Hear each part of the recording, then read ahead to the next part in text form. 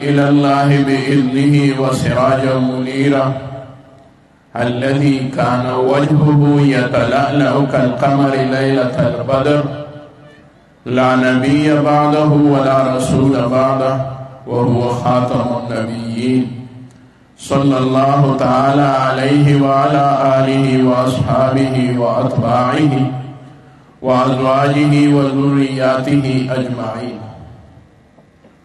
أما بعد فأعوذ بالله من الشيطان الرجيم. بسم الله الرحمن الرحيم. اليوم أكملت لكم دينكم وأتممت عليكم نعمتي ورضيت لكم الإسلام دينا. صدق الله مولانا العظيم. وقال رسول الله صلى الله عليه وسلم: أنا النبي لا كذب، أنا ابن عبد المطلب، أو كما قال عليه الصلاة والسلام. درود الشريف هو صلى على سيدنا محمد وعلى سيدنا محمد صلاة دائمة مقبولة تهدي بها عنا حقه العظيم.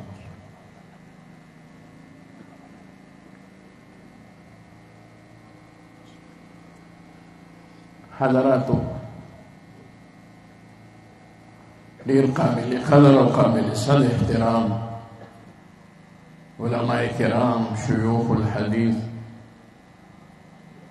مدرسين، مصنفين، خطباء او مقررين، علماء کرام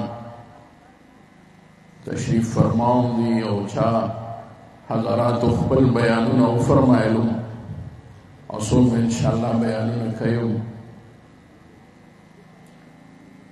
د دې مجلس او د دې محفل عنوان او موضوع هغه ختم نبوت ته تاسو ته معلومه ده.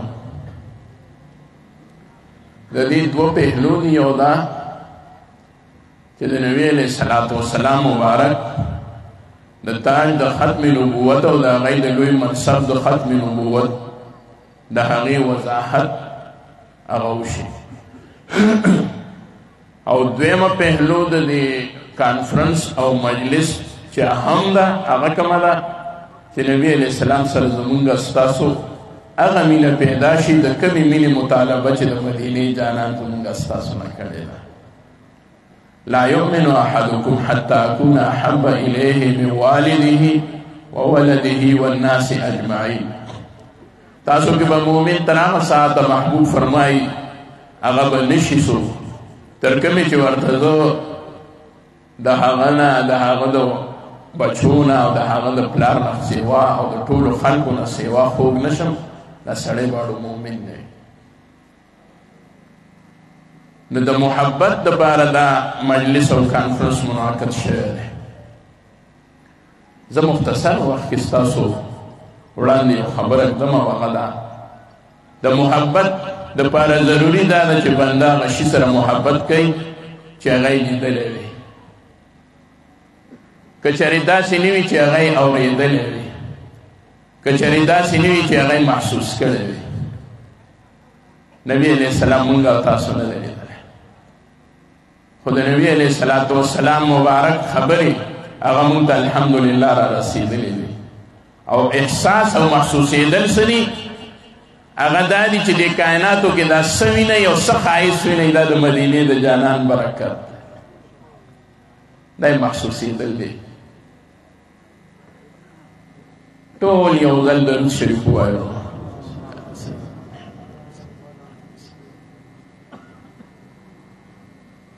دا درود شریف یو داسې شی دی چې دا مونږه د نبي علیه السلام په ذات باندې لیږو.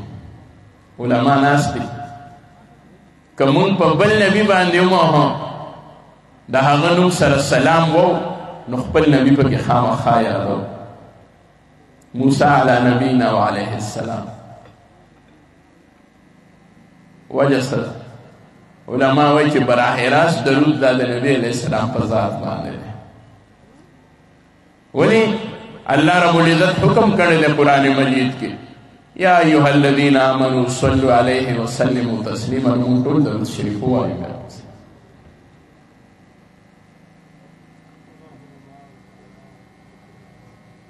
علماء کرام فرمائے و چې د درود کې الله رب العزت د درود نه وړاندې مونږ ته امر کوي چې و مؤمنانو تاسو په محبوب باندې صلات او سلام ووایئ. زمونږ نه الله رب العزت دغه غواړي ځکه ان الله و ملائکته یصلون علی النبی، الله او د الله ملائکې درود لېږي په نبی علیہ السلام باندې. په نبی علیہ السلام درود لېږي نو مؤمنانو تاسو پې مولېږئ. نو الله ولېږو درود او لېږي، فرشتو ملائکو لېږلی دی او لېږي، مؤمنانو وی تاسو مولېږئ. نو علما وایي مونږ د هغې جواب کوو چې یا الله ته پې بیا ولېږئ. نو یا الله مونږ ته وایي چې تاسو پې ولېږئ او مونږ الله ته وایو چې ته پرې ولېږئ. نو علما وایي د دې یو آسان جواب دا دی، نور جوابونه جدا دي. یو جواب یې دا دی چې یا الله ته خو مونږ ته امر کوې او زمونږ محبوب ډېر خوښ دی، خو مونږ سره هغه الفاظ نشته چې د هغه د شان مناسب پې درود ولېږو. الله چې تا پیدا کړی دی، تا وله شان ورکړی دی، ته د شان نه خبرې، نو د هغه د شان او د خپل عالی شان مناسب په هغه باندې د هغه د شان مناسب درود ولېږي. نو چې یو هستی دومره لویه وي چې د هغې د لویې هستی په مخلوق کې د هغه د عظمت الفاظ امت سره نه وي، نو تاسو ووایئ دغه نبی به د کم مقام خاوند وي؟ دا د لوړ مقام خاوند دی. او نبی علیه الصلاة والسلام ته الله تعالی چې کومه مرتبه د ختم نبوت ورکړې ده، نو دا د دې خبرې تقاضا کوي چې د محبوب شان په ټول عالم کې او په کائناتو کې د ټولو نه لوړ او اوچت دی. ځکه الله تعالی خاتم النبیین راولېږل او محبوب رسول الله مبارک صلی الله علیه وسلم الله تعالی په هر صفت باندې په مخلوق کې موصوف راولېږل. حسن یوسف دم عیسی ید بیضاداری، آچی خوبا همه دارند تو تنها داری. حسن د یوسف علیہ السلام، دم د عیسی علیہ السلام، سپین لاس د طرف مبارک نه رایستل د حضرت موسی علیہ السلام، آچی خوبا همه دارند تو تنها داری. دا ټول خوبان او دا ټول ښکلي او دا ټول محبوبان چې دي، دا ټول چې را یو ځای کې ته په یوازې ځان باندې د دی برابر یې، په یوازې ځان باندې د دی برابر یې. قاسم العلوم والخیرات حضرت قاسم نانوتی رحمت اللہ علیہ با فرمائل د محبوب رسول اللہ مبارک پشان کے وے بے جہاں کے سارے کمالات ایک ہی تجھ میں ہے، جہاں کے سارے کمالات ایک ہی تجھ میں ہے، تیرے کمال کسی میں نہیں مگر دو چار. د ټول جہان کمالات یواز تا کے راغستی دی، اللہ تعالی راوستی دی. تا والا صفات پچا کی نشتے، چا کے ټول صفات تا والا ندی راغلی، چا کے یو دے، چا کے دو دی، چا کے سلور دے، خود ټول ندی راغلی. محبوب اللہ تعالی دومره لوی شان ورکړ. اوس به د محبوب سره زمونږ کم محبت وي چې نبی علیہ السلام فرمایي چې لا یؤمن احدکم حتی اکون احب الیه من والده وولده والناس اجمعین. د دې محبت نه مراد څه محبت دی؟ ځکه زمونږ اکثرو ملګرو سره پرون یو ډاکټر صاحب راته وویل چې دې کې بعضې علما وایي چې کمال ایمان ته اشاره ده. ما هغه ټیک ده، خو ډاکټر صاحب ووایي چې مونږ وایو چې د ایمان نه به کم ایمان مونږ مراد اخلو او نبی علیہ السلام سره به څنګه مینه کوو. نو ما هغه ته مختصر وویل ما ډاکټر صاحب دا محبت داسې شی دی چې دی کله په فطرت کې پروت وي، کله په عقل کې راځي او کله د ایمان تقاضا وي. علما ناست دي. ما څه وویل دغه محبت چې دی نو دی په دریو حصو تقسیم دی. کله د بنده په فطرت کې وي، کله بنده په عقل کې راشي، بنده په سوچ وکړي چې زما له دې څیز سره محبت پکار دی او که نه، او کله د ایمان تقاضا دا وي چې ما له دې څیز سره محبت پکار دی.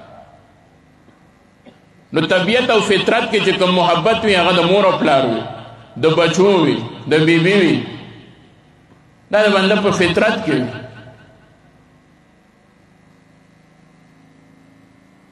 دا په طبیعت کې غږلې شوې خبرې وي.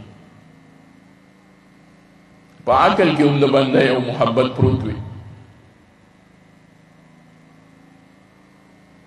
دوايي یو مریض خوري او د دوايي پسې دکان ته ورشي بل پیسې ورپسې ورکړي او هغه دوايي ډېره محفوظ ساتي وي چې څوک ایسته رایسته نه کړي، ضایع نه شي. یو قسمه د دې سره مینه ده، خو د دوايي سره مینه د دې وجې ده چې دی پې د بیمارۍ نه الله تعالی ښه کوي. نو د عقل وایي چې دا بیماری ده، دا دوايي ښه ده. یو د ایمان والا محبت دی. هغه ایمان والا محبت دا دی چې د ایمان تقاضا دا ده چې موږ د الله سره مینه وو. د ایمان تقاضا دا ده چې موږ د مدینې جانان سره مینه وو. صلی الله